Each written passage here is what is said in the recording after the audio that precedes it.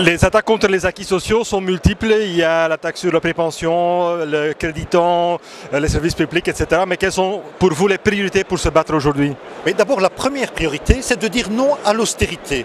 L'austérité, elle est absurde économiquement, parce que l'austérité, ça veut dire faire en sorte de casser les possibilités de relance, de reprise.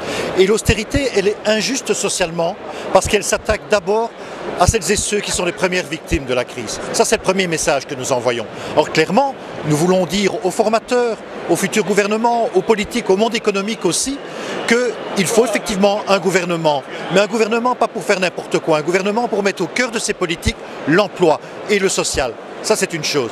Deuxième chose, nous savons qu'il y a un effort d'assainissement, parce qu'on ne peut pas laisser la dette gonfler et la faire payer à nos enfants, ou faire en sorte que ce soit des taux d'intérêt qui soient versés aux banques et qui ne puissent pas servir en termes de politique économique, en termes de politique sociale. Mais l'assainissement, il doit se faire de façon juste. La première base, pour que ça soit juste, c'est qu'il doit se faire porter d'abord sur les épaules les plus larges et pas sur les plus faibles. Et qu'il doit aussi porter en termes de recettes. Pas faire des coupes sombres dans les services publics, dans les politiques sociales, mais aussi lutter réellement contre la fraude fiscale. Ce sont des milliards au travers de la fraude fiscale.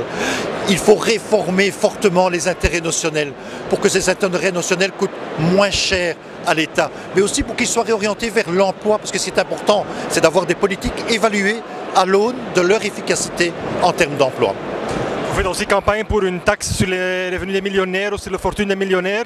C'est aussi une des mesures qu'il faut prendre maintenant. Mais ce n'est qu'une mesure de justice. Et d'ailleurs, même certains d'entre eux, certains des riches, trouvent que ça serait normal que dans une situation difficile, ils contribuent aussi. Quand je dis qu'il faut que ce soit les épaules les plus larges, plus on est riche, plus on doit contribuer aux solutions à la crise.